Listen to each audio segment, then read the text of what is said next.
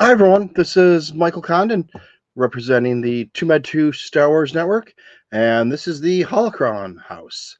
And right now, I am doing the Rise of Skywalker visual dictionary.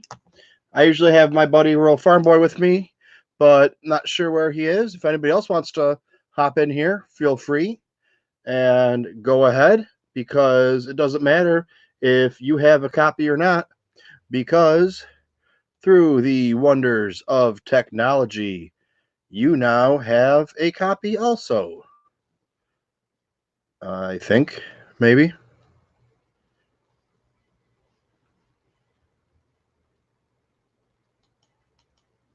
Maybe not. I don't know if you have it on there or not.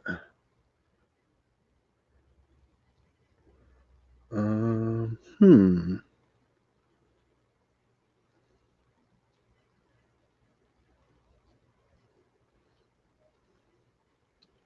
Well, we'll go back over here real quick and see if it looks like it's nothing on there.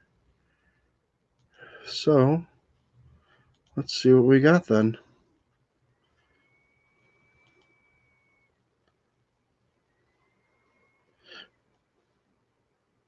And that's where we need to be.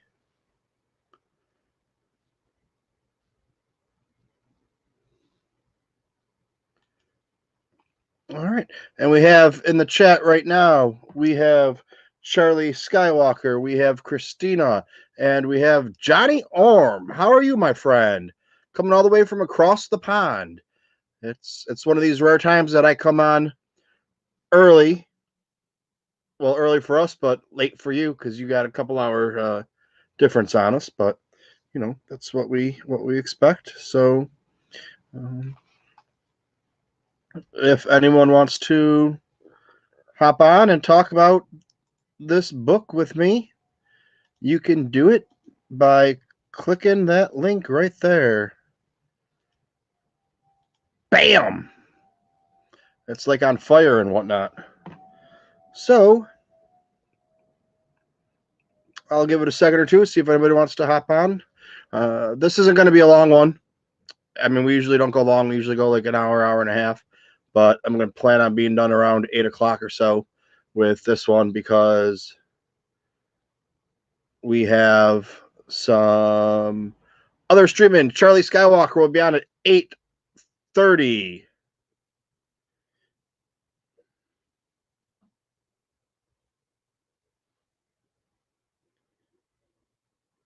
8:30 p.m. Eastern Standard Time. And Rural Farm Boy's here in the chat. Rural Farm Boy, you're going to come get in the, well, it's not the boxer tank, so you want to come to my house and play for a little while, I guess, would be what we say. I don't know. But we'll see. I guess I'll just start this up here in a second. See if anybody else wants to hop on or hop in.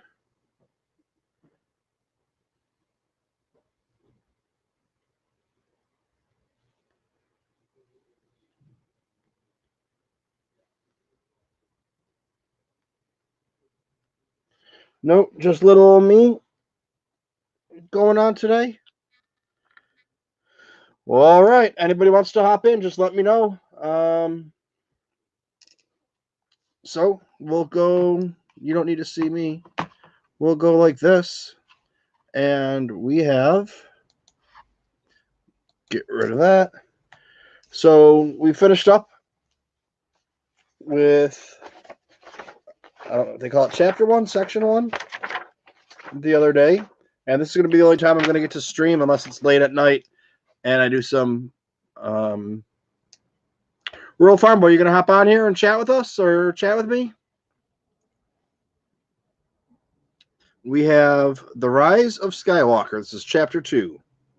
The First Order reigns triumphant. After decapitating the New Republic in a single spectacular strike, it has emerged as the dominant power in the galaxy.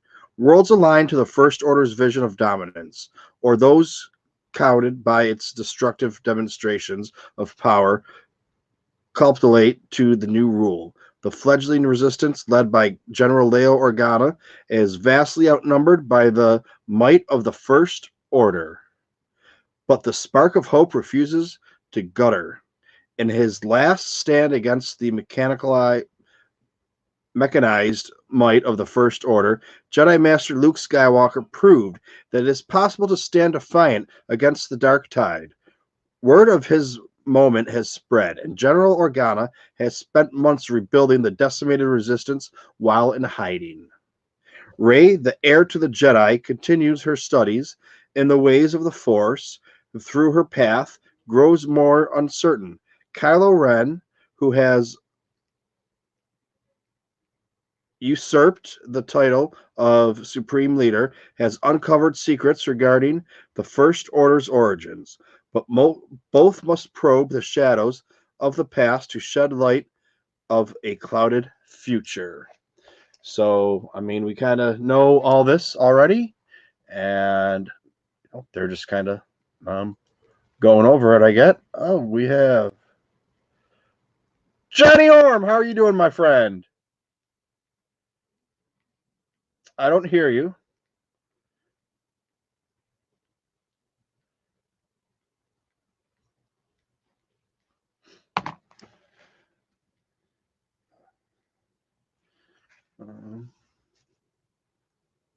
All right, well, Johnny did pop in for a second to say hi, but there was no sound. So you guys can hear me all right, right?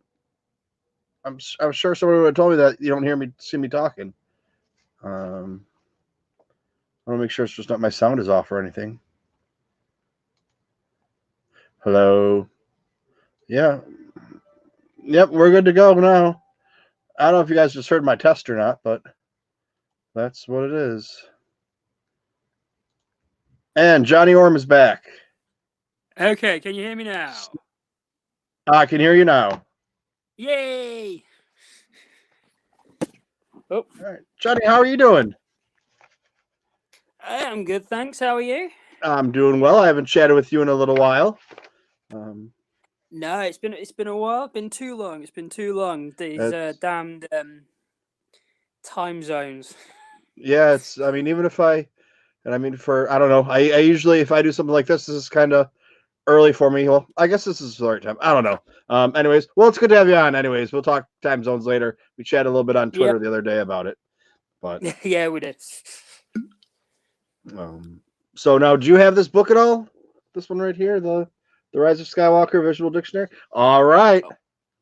So we are on page 34.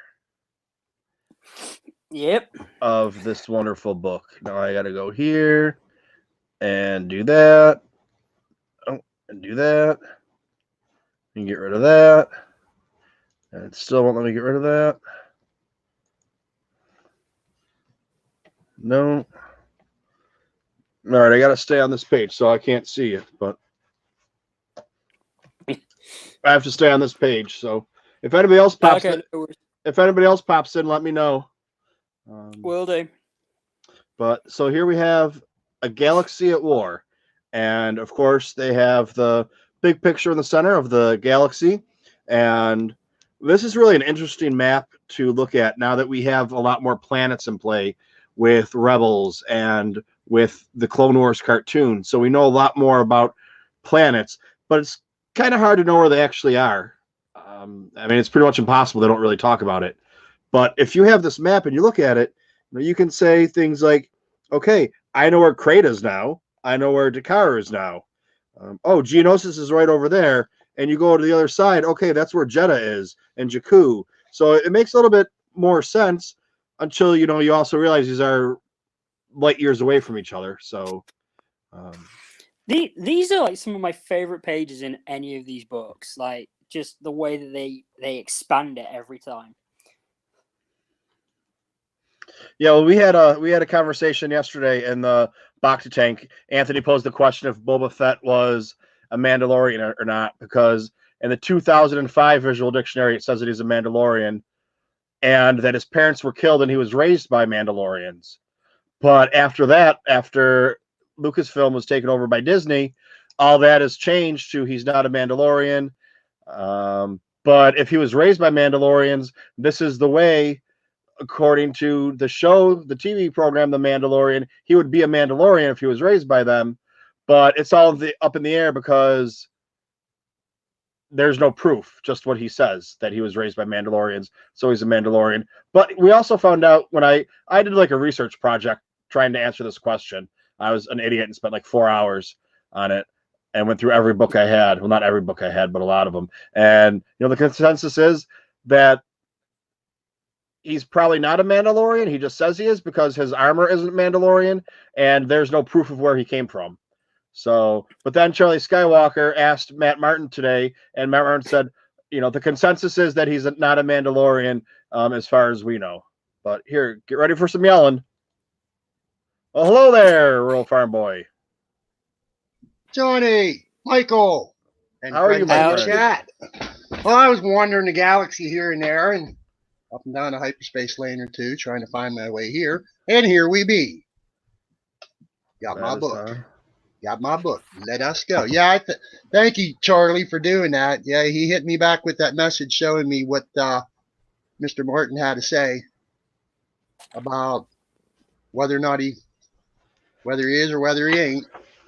So it's still kind of up in the air, though. I know he said that he didn't say a definitive no. It's right now he's not. It's kind of like what was said, but it wasn't a definitive no. So I think that there's still some leeway there on your interpretation and if it ever gets proven or not. So you're going to get with the word of a bounty hunter that it would make him better to be a Mandalorian, versus not. But we won't talk about that now. So yeah. So anyways, we're going to galaxy here. Yeah, it's just cool if you look at the galaxy and you try and figure out things. And this map isn't even that extensive. There's some more that have some stuff, like Acto is in the unknown regions, but the unknown regions go out much further, and Exegol is in the unknown regions, but they go out much further. So and Star Killer used to be. Yeah, so it's interesting to look at and just take an inventory on what you know and what you don't know, and pretty much all of these have been at one point or another mentioned, most of them in the cartoons, but Star Wars is Star Wars. Give it all to me. So yeah. Anyways, it's a lot of fun, kind of getting to know where what is, and then you picture it in your mind, and somebody says something like Vandor, and I'm thinking, all right, that would be in mid-rim eastern part of the galaxy, and it's just kind of neat to know there's fun little silly things. And I didn't really get too far into this, but you have Tatooine and Dantooine and Matooine, and I mean you can see Dantooine's pretty much on the edge of the unknown regions, so that's why they decided not to blow that up and blow up Alderaan instead. But enough of this planet talk. Let's talk more about planets, I guess. So I've just noticed something. Yes. Where's Malachor? It should be Galactic North, I want to say. Ish. They've only got Moraband on here. There's no Malachor. Yeah, I can skip and jump around the galaxy. I see Malice there. And Mustafar. Yeah.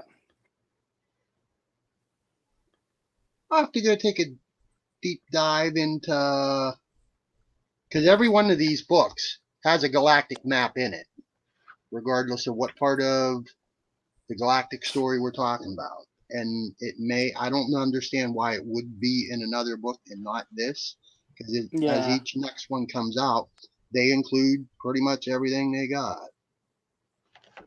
Yeah, I mean, you saw the atlases I pulled out yesterday, so in the maps I had yesterday looking at stuff, because that's what I was trying to do too, is Jango Fett doesn't claim he's from Mandalore, but he's from one of the moons of Mandalore, which would make from Konkadana. So he would be technically a Mandalorian because he's born not on Mandalore, but in the Mandalorian system or space. Yep. And we talked about if you're born in Puerto Rico, you're an American citizen, even though it's not the United States. Or if you're born in Guam, you're an American citizen.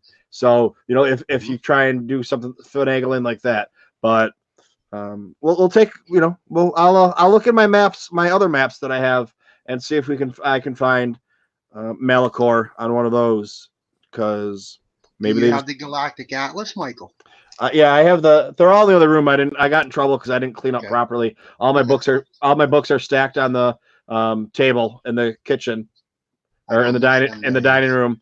At least they're in a nice pile. But there's a Millennium Falcon on there, and that opened up. So, but let's get into this book because we got a lot to get through. Anything else on page 34 or 5 that you want to jump into, or go for 36? Well, yeah, we didn't even really talk about the planets yet, so we're going. This is a deep dive, so we're talking about everything. Alrighty. The explosive emergence of the First Order's war machine at first seemed to be the culmination of a decades-old plan to avenge the defeat of the Galactic Empire. The truth goes deeper and darker than even the highest echelons of the First Order suspect. The regime's mighty Star Destroyers and Stormtrooper legions are but the tip of the spear that originates in the depths of the unknown regions, hoisted by an ancient enemy long unseen in the galaxy, an enemy that has been patiently amassing a terrifying military might. And this comes up with a question when I was listening to Force Toast today. They said, what was Unkar Plot doing with everything that he bought? All he did was sat there and bought stuff. And hoarded it up. Yeah, I just finished them just a little while ago. But if all he did was hoard stuff and pick stuff up, he would need money then to buy the portions and the rations he was handing out. So was he melting down the metals to sell to someone? And if he was out there, maybe he was selling to Exegol. I think, that's exactly what he was doing. It would sell into whoever wanted. It would be a very small portion of their 1,600 or 16. What do they have? 1,200 ships. But I don't want to talk the fleet that shows up.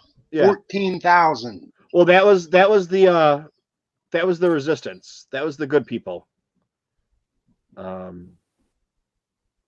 When Lando came to get them and brought them all back, that was 16,000. I'm not sure how many ships there were though, but I think we might get into that a little bit later. So I don't want to talk about that and spoil it for some people that don't know, even though they should know. But all right. Well, the next thing up is the First Order. The First Order now rules large swaths of the galaxy at Supreme Leader Kylo Ren's decree. All resistance collaborators and subversives opposed to the First Order rule will be crushed. Ren himself has become distracted, however, following a trail of clues regarding the mystery of the First Order's origins. Who wants a Sith Eternal? I'll take the Sith Eternal. That's kind of a cool emblem, except I don't want to be a Sith Eternal because they're I don't like them. They're scary. Yeah, James from Rebel Scum was wearing that on his stocking cap he was wearing last night on that short live stream. In the impassable depths of the unknown regions on the dark world of Exegol, Sith cultists continue to ventilate the efforts of the late Darth Sidious to bring about a new empire. Shipyards have continued production for decades, creating a vast fleet ready to launch. So that kind of gets into that's where the ships come from. For 20 years, all they've done is pump out ships, and the people that were on Exegol, and then they end up having kids, and end up having kids. That's who you have. It probably gets into this later. It's probably a spoiler, but that's who you get running the ships. It's where all these people come from. Well, you run a skeleton crew of 1,000 people or whatever it said that ships that side needed, somewhere around a little over 1,000. No, a crew of a Imperial 1 or 2 class Star Destroyer is nearly 50,000 per ship. But a skeleton crew to run it, I think, is like a little over 1,000. Not a full crew. Not a full crew. Just enough to get it running a little bit. But and you never know what kind of automation they've managed to put in there in like the 30 years. Yeah, I mean they Good took point, Johnny. Good point. They took Death Star technology and shrunk it from needing, quadrillion trillion dollar size moon to run it and make it down to enough to put it on a ship. So, you never know what they could have done to, maybe they had they had one guy with a bunch of pulleys and strings just sitting there going, Daddy, would you like some sausage? But, oh, boo-boo, it's okay. Hey. Okay, you can come say hi. Hi, everybody. Let's talk about some planets and stuff. All right. Well, that'll make Miss Christine in the chat happy, just like it did last night. Yeah, she commented on Johnny's cat too. So yes, my wonderful Lego vlog co-host Lily. Yes, she is. I see her in my Patreon videos when I'm watching you showing off what you're building on that Death Star. Yep, she's always first up. Oh yeah. The other cat stays away. He knows his place. And then we have the Resistance, which is the same symbol I have in the bottom corner of mine, which maybe someday we'll be changing in the near future. We don't know. We got to see what happens. But we have the Resistance. What are you doing? There's no room on the couch. She's going behind me. She doesn't care. She wants up. She's my lumbar pillow right now. No, she went to the other side. What are you doing, crazy puppy? Okay.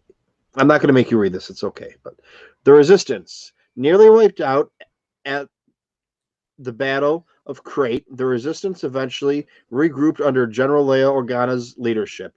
Recruitment efforts were aided by the growing myth of the Last Jedi among its ranks. The Resistance must now take the fight to the First Order once again. Why do I keep getting... Do you guys hear that beeping I keep getting? I don't know if that's me. I think it's me. I don't know how to turn it off.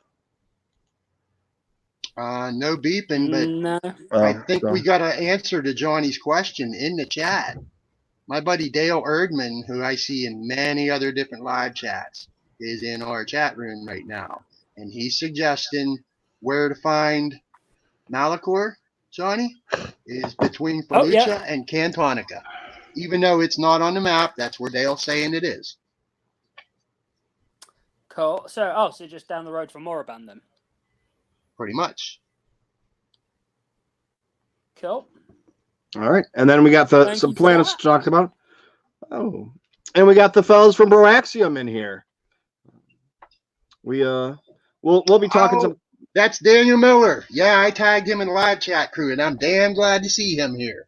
Yeah, he's always a pleasure. He's a wonderful human being. He is. I enjoyed the limited time that we had to spend together at Celebration.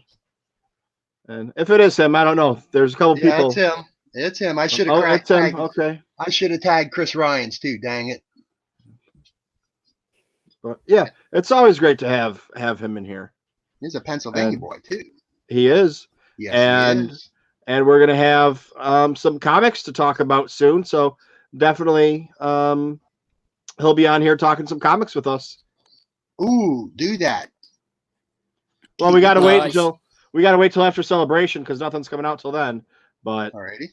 Well, now I shouldn't say nothing's coming out till then. The new, not the new stuff, but the magazines the comics that are gonna get us high won't be coming out till then. But all right, so we have 1, 2, 3, 4, 5, 6 different worlds, and the first one starts up is Agent Kloss, yet another new place in that big old galaxy far, far away. Agent Kloss is the current home of the Resistance, a verdant world covered in primeval jungles. Like many Resistance sanctuaries, it was originally scouted as a base for the Rebel Alliance. Ooh, did not know that. Who wants Mustafar? I'll take it. Go, Johnny. Mustafar, a volcanic planet in the Outer Rim territories. Mustafar is known to history as the one-time home of Darth Vader. In the decade since his death, the molten world has fallen into obscurity. Interesting. And that's where we start off this movie on. And It wasn't known. No one knew that that's where it started until it came out or it was talked about Till everybody started digging into this thing, and they were like, "Oh, is that where that is?" Yeah, because it just kind of shows, it could have been any planet that was blown up and burnt up, but we find out then that it's not. So then we go to Exegol. Hidden deep in the unknown regions, behind veils of a nearly unnavigatable space, Exegol is a planet steeped in the dark side of the Force. The Sith stronghold dating back to antiquities holds many dark secrets. Then we're off to Pisana. A desert planet. Pisana is a desert planet far from the center of affairs. Home to the gregarious Aki people, it is famous for its joyous festival of ancestors that attracts visitors from surrounding sectors. Kijimi's up for grabs. Kijimi is I'll take. Oh. No, you go, Michael. I'll take it. I'll do Kef Beer.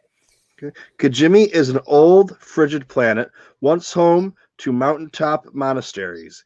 These have since been settled by outlaws, pirates, and notorious spice runners, and the First Order has stepped in to brutally crack down on the rampant lawlessness. And Kef Beer, an oceanic moon in the Endor system. Kef Beer was pelted with debris from the second Death Star after the battle station's destruction.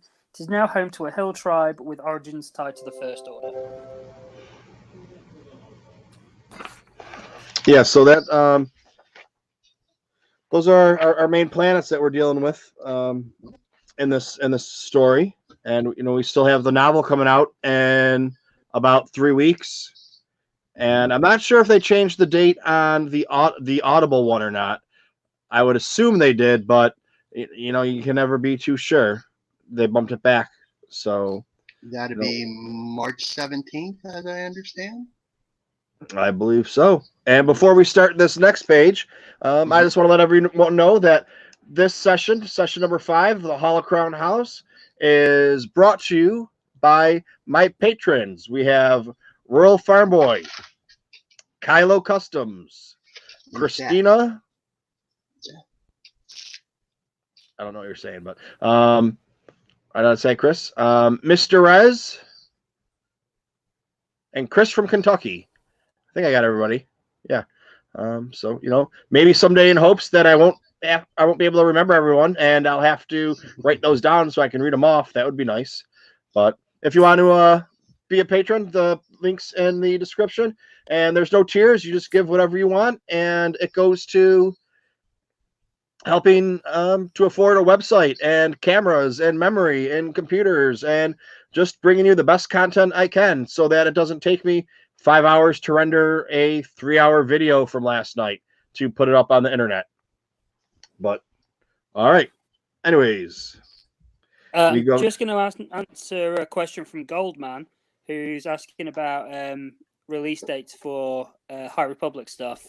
They have announced dates for the YA and middle grade novels. I can't remember them off the top of my head, but Justina Islands is at the beginning of September, and Claudia Gray's is mid-October.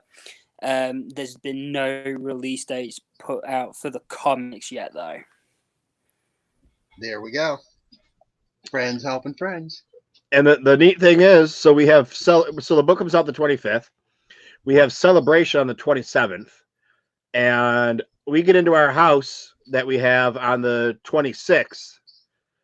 But I'll probably be going a day or two early, or a day or two after Celebration, so that I can go to Disney World.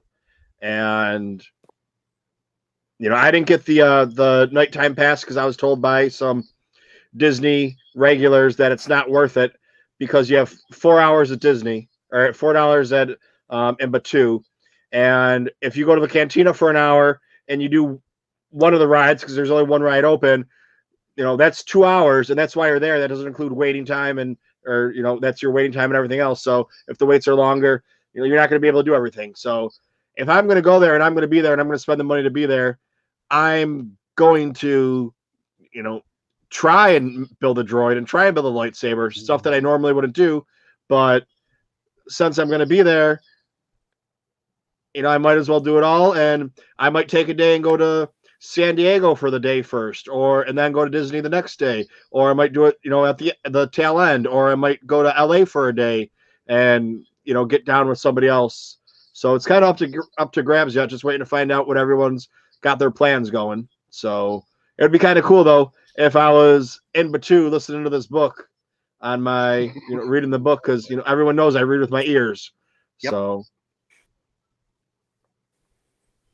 all right, so Daniel is going to take 10 days to go to Galaxy's Edge and Celebration. That was the other thing I was thinking about. I might go a day or two before and a day or two after. The only thing I got to figure out is, if I go down on and take a full week or 8 days or 9 days, where do I want to fly into and where do I want to fly out of? Because am I going to stay in Anaheim the whole time, or am I going to end up in San Diego or end up in LA, or, God only knows, might decide that, okay, I'm going to do Disneyland a day or two before and go to Disneyland for the day or two before and then have Celebration. And if anybody's down to it, maybe we can take a road trip to San Francisco, because I hear there's some cool stuff in San Francisco if you're a Star Wars fan. Oh, number of things. Maybe headquarters? Yeah.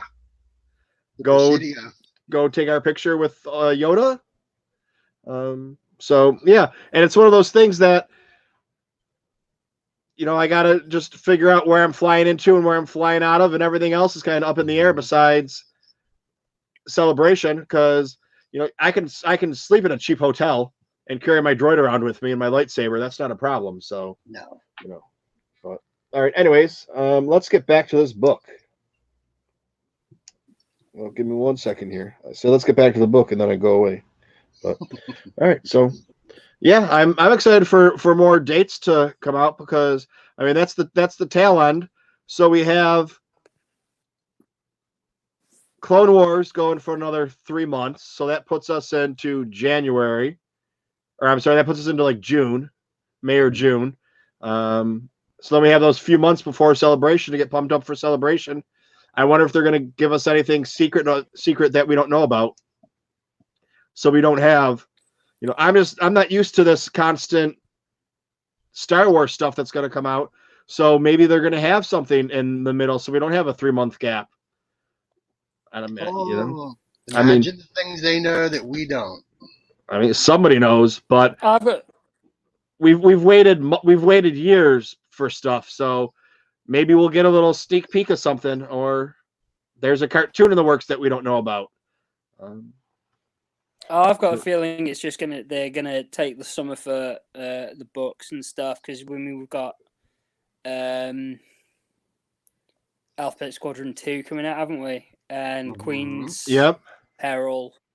Yep. Not that I forgot about those, but I was thinking about other things, like if they're gonna give us any more with the High Times.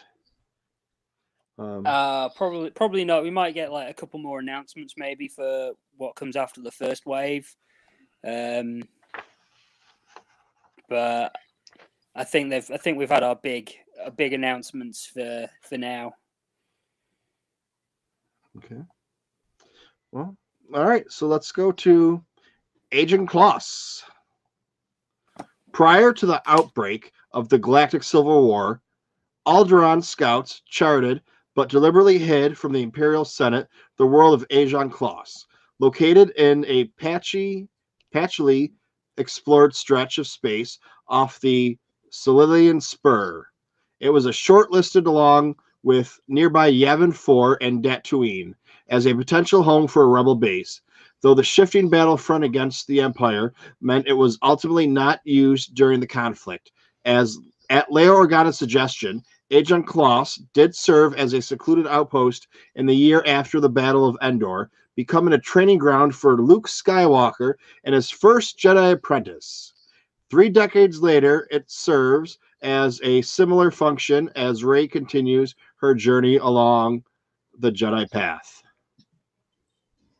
And all I got to say is, so there we go. Some more for all those piece of shit haters out there retconning. No, dude, it's part of the story that we didn't know. You can go fuck yourself with the retcon. It's just filling in. Oh no, because it's already going on. I've been making a few friends with some YouTubers, and they're along with us, but instead of they make videos against those pieces of shit and call them out on their stuff when they're already going with social justice warriors, and there's women on the cover, and there was no Wookiee, there was no Wookiees that were Jedi, and why does he have Ben Solo's lightsaber? And it's like, dude, like, are you even listening to yourself? You just go suck on a tailpipe for an hour. No, they're just not paying attention. I mean, no, they don't care. It's just a fucking money grab. I could make a lot more money if I just sat there and screamed and yelled, or I could actually make money. I mean, I don't make any money, but I could get a lot more viewers if I just sit here and scream and yell about how much I hate Disney. But then you get that piece of shit Jeremy is at Celebration walking around like a kid in a candy store, wanting to be friends with everybody, and is all upset because nobody gives a shit about him because he's a piece of shit. So, all right, let's get back to. I'm gonna fucking take my blood pressure medicine now. You guys are making me kill myself here. All right, so we got a picture of what looks like to be the Resistance base. Well, we know it is because we have a sign that says "New Resistance Base." Whenever possible, the old rebellion avoided settling on planets with indigenous populations so that the wrath of the Empire would not be brought down on innocent bystanders. Aegon Kloss fits that category. Although it teems with life, no civilizations dot its fertile surface. There is evidence of former inhabitants, though, as some of the forest hollows appear to have been cleared by unknown hands centuries ago. The current resistance settlers refer to these ancients as the Kloss, and scholar Beaumont Kin speculates that the resistance cave hideout was once, fittingly, some sort of refuge or storage cache. Belmont Kin, is that the Hobbit dude? Yes. Okay. Because I think we found out in this book, because I've just heard the rumors that we find out a lot more about him. He's got a couple pages in this book. He does. They talk about him much more. So we'll just kind of leave it at that and wait till we discover it. Because, see, I just picked up, I'll just show you. I just flipped a couple pages over, and we have, all this stuff to still go over. Resistance pilots. Mm-hmm. And they go into details about all of them. So you can pick one of them, and they're probably dead. And if they're not dead, even if they are, you can make up a story about them. Like when you were a kid in your backyard playing with your 3.75-inch figures that are now worth thousands of dollars that we blew up and chewed on and got ran over by the car because it was fun to watch, and whatever else you did with it. Would have never known that you could buy a house if you would have kept them. But anyways, so we have the Resistance base is still in its early stages. General Organa's landed command ship, the Tatooine 4. Anthony, you going to correct me on that?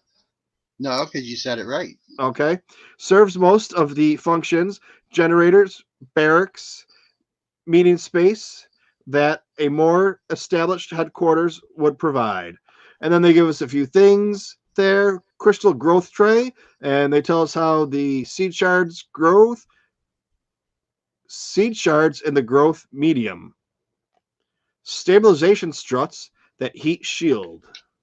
We have a nano forge, which is, it looks like a microscope. I'm not really sure. Rural Farm Boy, you know what a nano forge does? A nano forge. I'm going to say that has got to do something with ship repair. It has a power cell and lasting gas bottle, viewing lens plate. Well, the crystal growth tray is the one that just befuddles me. Being a former farm boy, I have no idea what the hell that is. Well, we got some research to do, and try and figure it out what we got. So, yeah, Daniel, this is we got this little group here that comes and we just it's not like a lot of your podcasts are groups that, you know, like I open up the book and a couple of guys come on and, oh, Johnny left.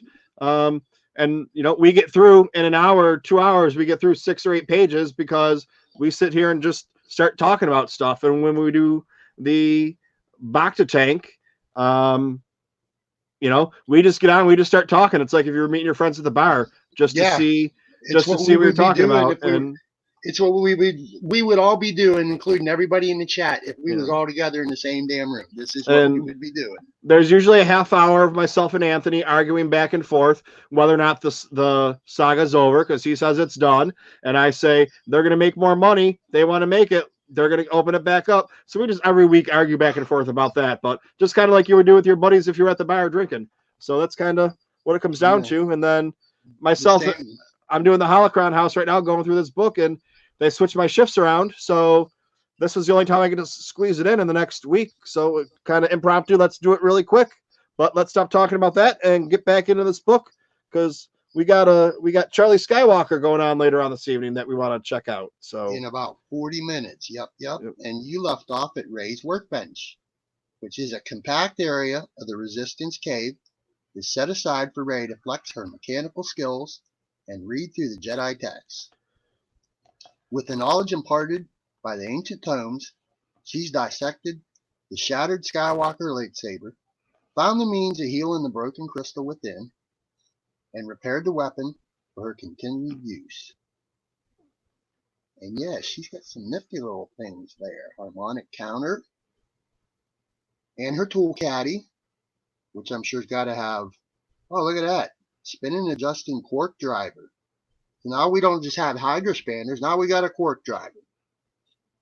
And a heating pedestal, which I'm sure had some means of helping her get that lightsaber repaired. And we got a quote at the very bottom of the page. You're the best fighter we have. We need you out there, not here. Poe Dameron to Rey on Agent Claws. Now, this might be Legends, so I never really followed Legends. I actually never read any. I've read more Legends since I've been doing the Audible stuff. I read 2 Legends books. I think that's more than I've ever read in my life. And I have a third one on the way, the Kenobi one. But didn't they have to build their lightsabers with the Force? They didn't use their hands. They had to put it together with the Force?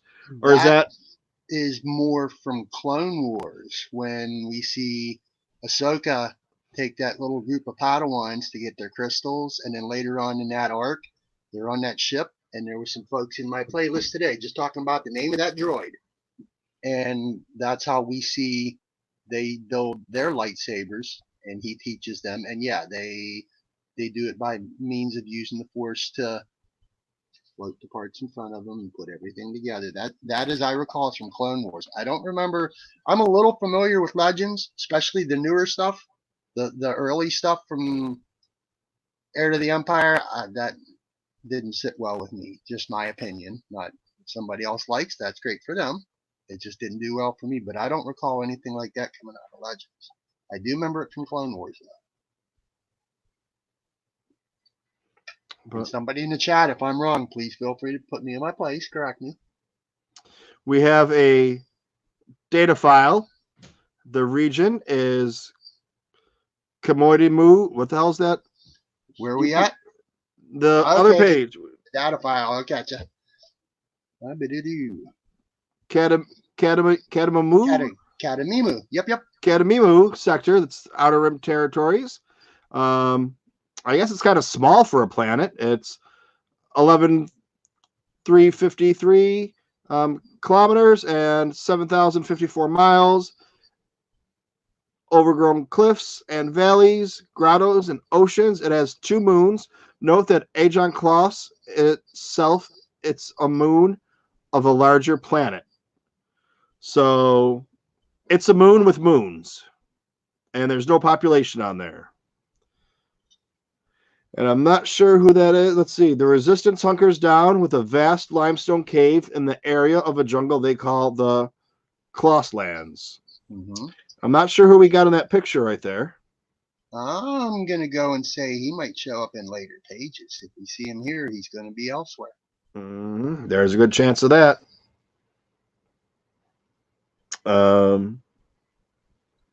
Mesocyclone supercell in formation, developing into a high precipitation thunderstorm. So that looks like the storm on Saturn. It could be maybe stolen from there, or used, not stolen, but you know what I mean. That get a little inspiration from. During the night, place I wouldn't want to be. During the night, plant life draws sustenance from faint sunlight reflected by the Azura gas giant. Yep. We have, and some of these names, dude, who comes up with these? How high were they when they were thinking of High Republic and naming some of these things? Arboreal Zamoid. It has a color-changing hide. And a fun file.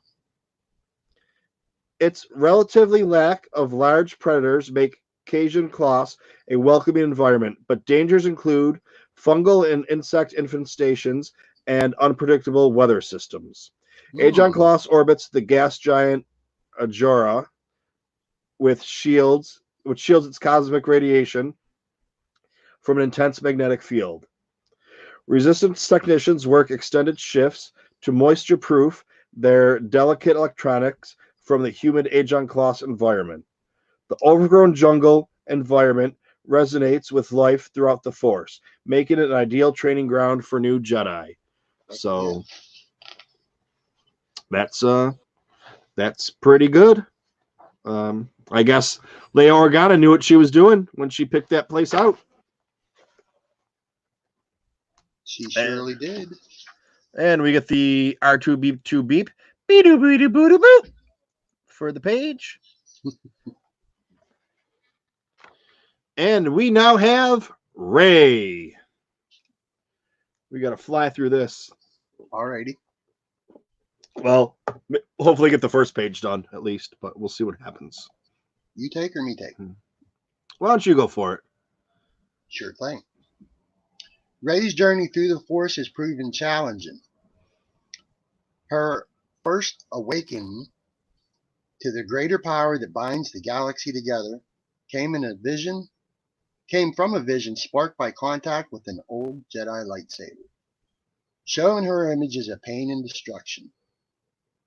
This stir in the Force alerted Supreme Leader Snoke and Kylo Ren to her presence, making her a prime target in their bid to rule the galaxy.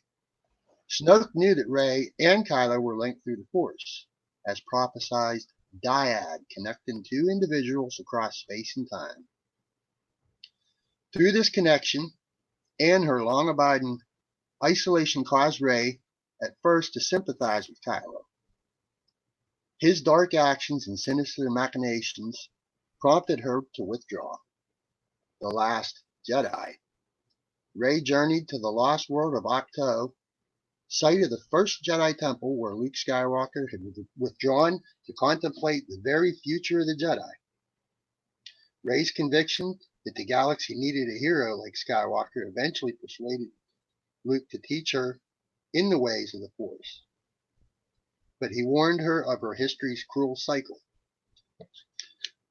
Rey's greatest advantage was a deep-held faith in the power of the Force and her connection to it. But as her abilities grow, she has opened herself to more doubt as dark voices and images spring unbidden into her mind. And we get to see that a little bit later on in that story. Mm-hmm. But I mean, it says right in this book on page 38, Rey realizes that Kylo Ren is a wife beater, so she doesn't want to be with him anymore. And I mean, that you can take that story however you want, but it says right there she prompted to pull away, so she realized what he was. But whatever. Down below, then we get Rey demonstrates her supernatural agility and timing as she is pursued by Kylo Ren's TIE Whisperer in the Badlands of Pasaana. She perfectly times a spectacular leap that catapults her above the craft. And that was amazing. It was. That was really cool. And there's precedence for it too, because we've seen other Jedis, especially in the Phantom Menace, I believe Obi-Wan had some really big jumps. The only difference is she had to time hers a little differently. She wasn't jumping from ledge to ledge or up a story or two. She was jumping over a ship. So, and then she cut that motherfucker in half. And you'd have to think that she learned learned some of them skills from climbing through all those massive shipwrecks, leaping from part to part and place to place, hunting for parts to get her food. Let's see, then there's a quote at the bottom of the page. The First Order has one goal: to bring me the scavenger. Kylo Ren. And there's a fun file for you at the top. Rey feels a welcome calm on Pisana, since she is still most comfortable on desert worlds. In contrast to desolate Jakku, however, Pisana teems with culture. Rey accepts as a gift a husk necklace from Nambi Gama and Aki Aki Revealer.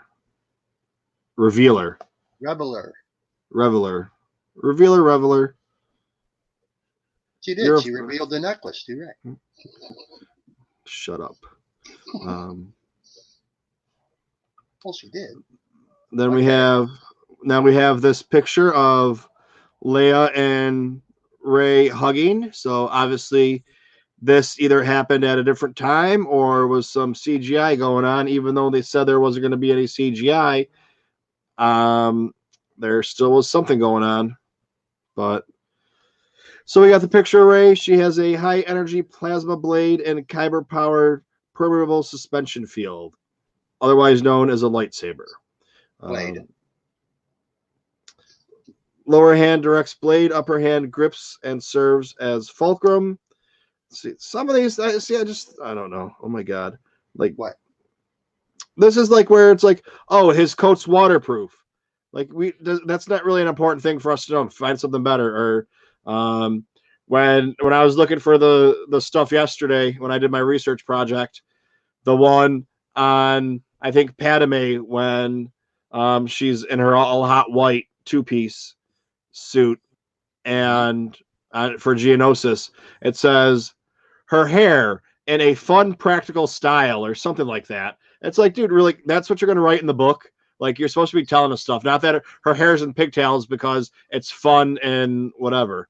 But you're pertaining to her hand positions on the hilt of the sword. Yeah, it's like, like they're telling us that she's holding it like this because I take it you've never handled a bladed weapon before, Michael, because I have. What I read there makes perfect sense to me. Yeah, I understand that, but why are you telling it? Like, you hold on to it and you move. Your one hand moves it around, the other one stabilizes it. So I don't understand why I don't know. It's just some of the stuff they put in here I think is kind of silly. That they're even saying, like, why are you telling us about her hairstyle, or that the coat's waterproof, or you need to hold it with two hands because it gives you the best way to fight, or I don't know, just silly. But anyways, so we have the Skywalker lightsaber, originally Anakin Skywalker's lightsaber, built at the onset of the Clone Wars. This weapon was long thought lost on Cloud City. It was salvaged from the mining colony's industrial depths, eventually found its way to Maz Kanata's possession. After it was used to kill Snoke, the lightsaber was split in two in a forced tug-of-war between Kylo Ren and Rey. So then, that just goes on to tell us that there's a leather wrist strap repurposed to bind the broken shaft, refitted activation matrix, just gives us a little bit, the blade length adjuster, ring tuning flange. They give us a side view of it. It has a mechanic stabilizing ring and emitter, weld marks. Ooh. Thanks for letting us know it was welded. Kyber crystal inside, healing using techniques gleaned from Jedi scripture, rubberized grip ribbing. And that does it for that page. Now we still haven't found out the story of How it found its way to Maz. yeah. I thought in what was it, Force Collector? And Force Collector, when he meets when he's on Batuu and he's got to go take so here's spoilers for you if you haven't read Force Collector yet, but it's been out for months, so it's not too much of a spoiler. If you can't read it, don't have time to read it, get on Audible. That Audible's great. They should be paying me for this. They're not my sponsor yet, but maybe someday. In 50 years. In 50 years, we won't even be reading it. We'll just like hit a button and it'll be uploaded to our brain instantly, the entire story, like a flashback that we have, and we'll know the whole thing. But now they might still have books. They'll be obsolete though, like in Star Wars. So in Force Collector, you're speaking to when Kara goes to Batuu and visits Doc Ondar. Yeah, and Doc Ondar gives him something to bring to Maz Kanata. I thought it was going to be the lightsaber. I thought that was going to be great and it was going to be perfect. But then we find out that it's Han Solo's medal that he got at Yavin, or the medal ceremony. But then we find out that scruffy looking nerf herder, it wasn't even his medal. It was Luke Skywalker's medal because he kept his medal. He was using Luke Skywalker's medal to pay his debt. But all right, I think we've got enough time to finish off this page. We at least got a couple pages in. And this little run. Do that.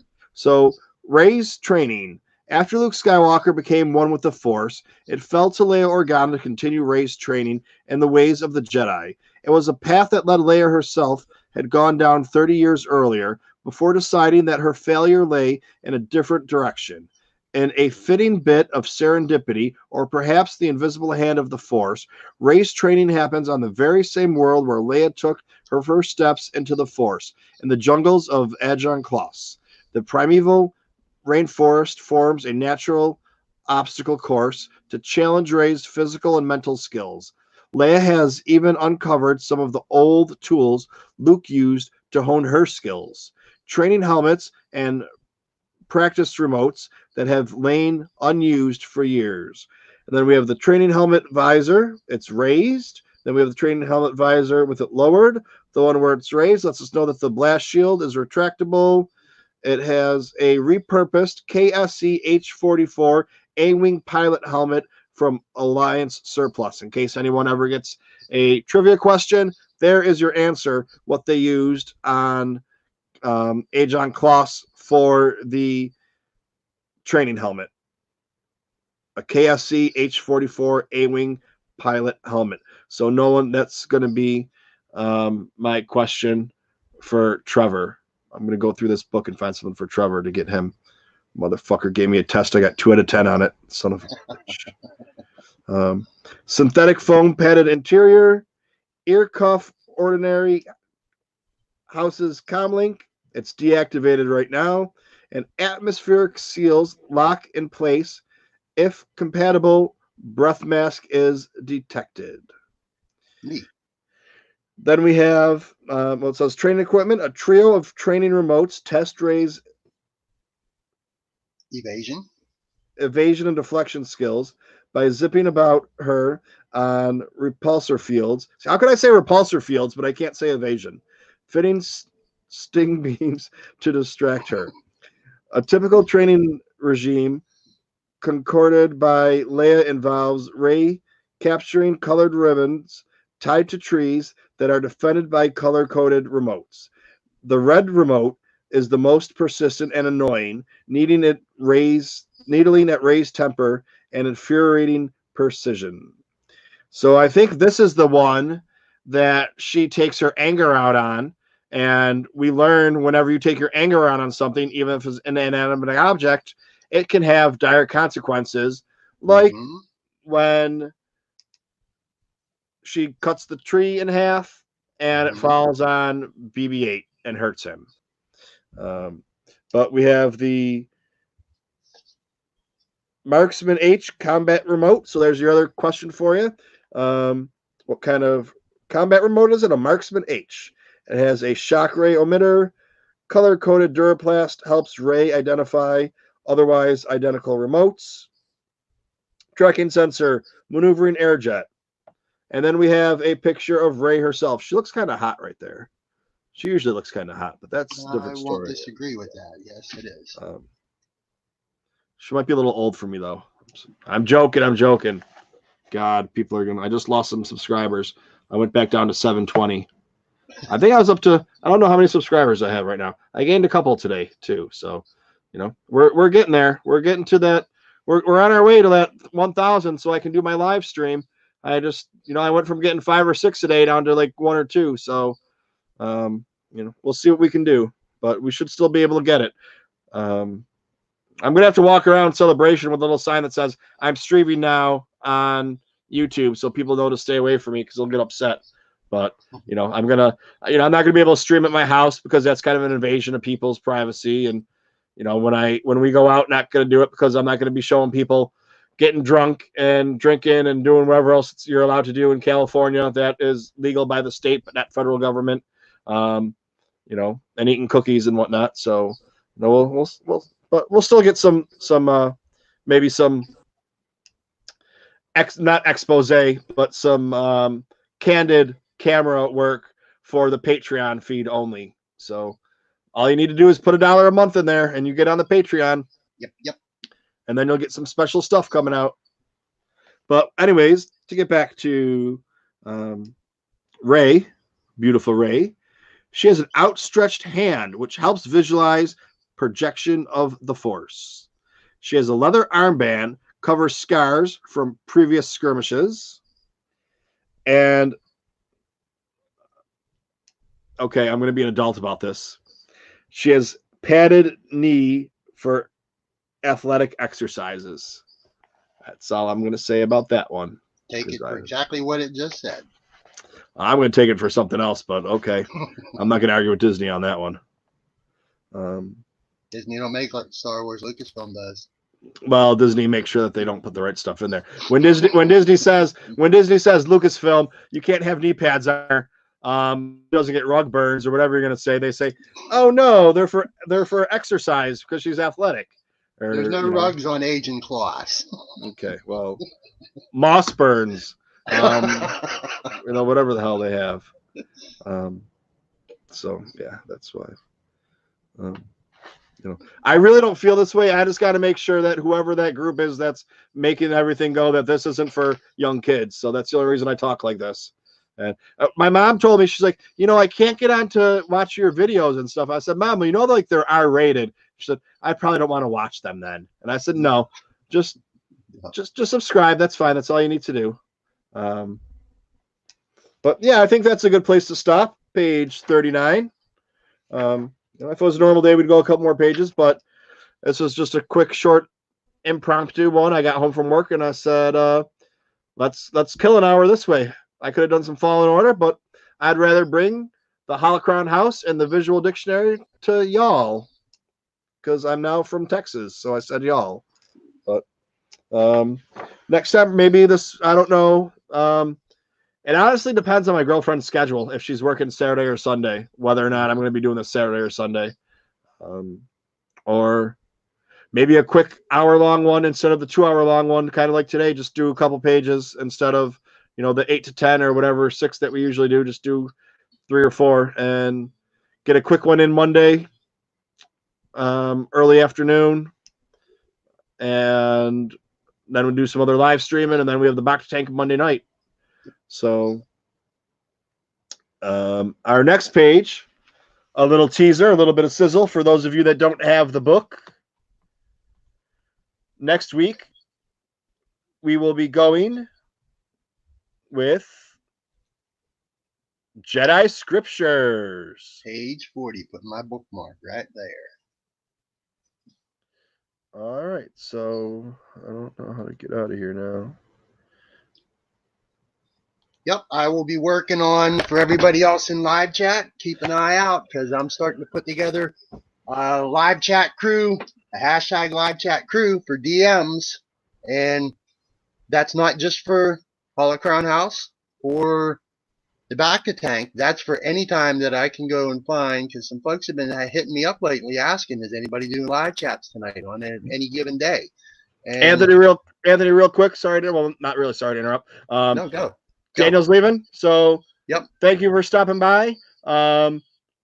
If you don't know the Broaxium,